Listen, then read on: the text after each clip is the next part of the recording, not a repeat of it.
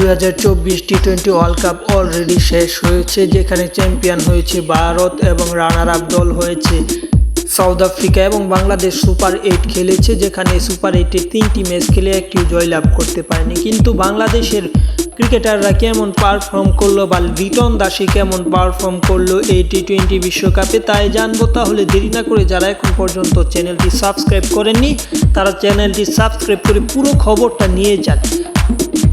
লিটন কুমার দাস তিনি ম্যাচ খেলেছে মোট 60টা এবং 60টি ইনিংসে তিনি ব্যাট করতে নেমেছে এবং 60টি ইনিংসে ব্যাট করতে নামার মাধ্যমে তিনি রান করেছে 139, যেখানে তার স্ট্রাইক রেট ছিল 100-র নিচে, 90-এর কিছু উপরে 93.28 এবং যদি তার আমরা গড় দেখি সেখানে তিনি 23.6 গড়ে ব্যাট করতে নেমেছিল বা ব্যাটিং করেছে। সব কিছু মিলিয়ে তার গড় হচ্ছে 23-এর কিছু উপরে এবং যদি আমরা 50 দেখি সেখানে পুরো টি-20 বিশ্বকাপে তিনি একটি 50 করতে পেরেছেন, সেখানে 54 রানের একটি ইনিংস খেলেছেন, যে ইনিংসটি খেলেছেন বাংলাদেশের সেমিফাইনালে ওঠার সম্ভাবনা জাগানোর ম্যাচটি ছিল আফগানিস্তানের বিপক্ষে সেই ম্যাচটিতে, কিন্তু তার এই ইনিংসটিও অনেক বেশি বল ছিল। সব কিছু মিলিয়ে বাংলাদেশ এই ম্যাচটিতেও জিততে না পেরে বিদায় নিয়েছে সেমিফাইনালের আগেই সুপার 8-এ। যাই হোক, চ্যানেলটি সাবস্ক্রাইব করে পাশে থাকুন।